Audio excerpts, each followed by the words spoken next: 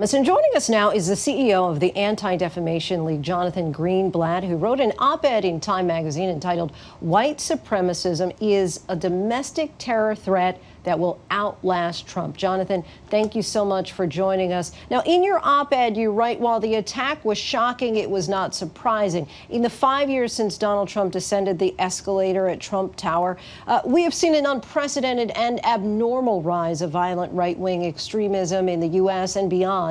The president is leaving office in 13 days, meaning that he's going to lose that bully pulpit. If it's his words that help inflame this situation, why do you think that this threat won't just go away when he does?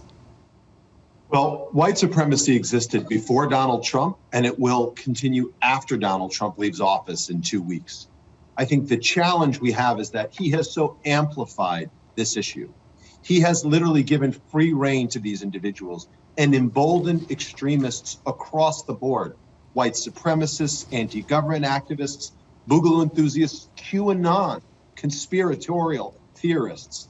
All of them he has encouraged. He egged them on at the steps of the Capitol yesterday, to the point where they literally stormed the seat of our democracy.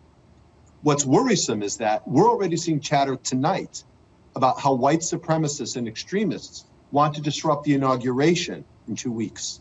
So indeed, I'm afraid that you can't put this genie back in the bottle quite so easily. Right, yeah, many people have been concerned now about the inauguration. And this certainly, though, is not just an American problem, as evidenced by that horrific mosque attack in New Zealand where 51 people were killed. So wouldn't you agree that this is much bigger than President Trump?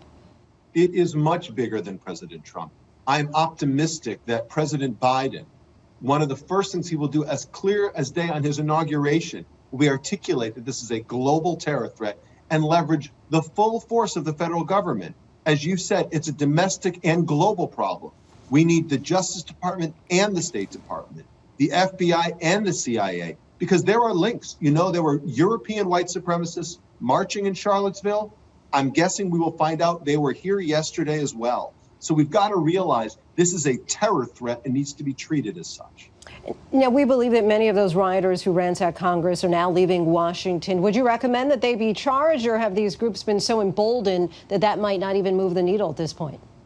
No. I'm glad you asked. Far from it. This was an act of terror, and every individual who participated, who stormed the Capitol, who desecrated this, our sort of temple of democracy, they should be identified, arrested, and prosecuted to the fullest extent of the law.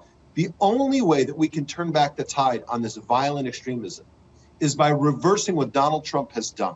I mean, he is responsible for this, for elevating these individuals. So what we need to do is to say definitively, through policy, let alone through statements, that violent white supremacy has no place in the public conversation, that those who engage in these activities will face the full force of the law, and that America is no place for hate. And beyond that, specifically, any other thoughts as far as how the Biden and Harris administration should tackle this?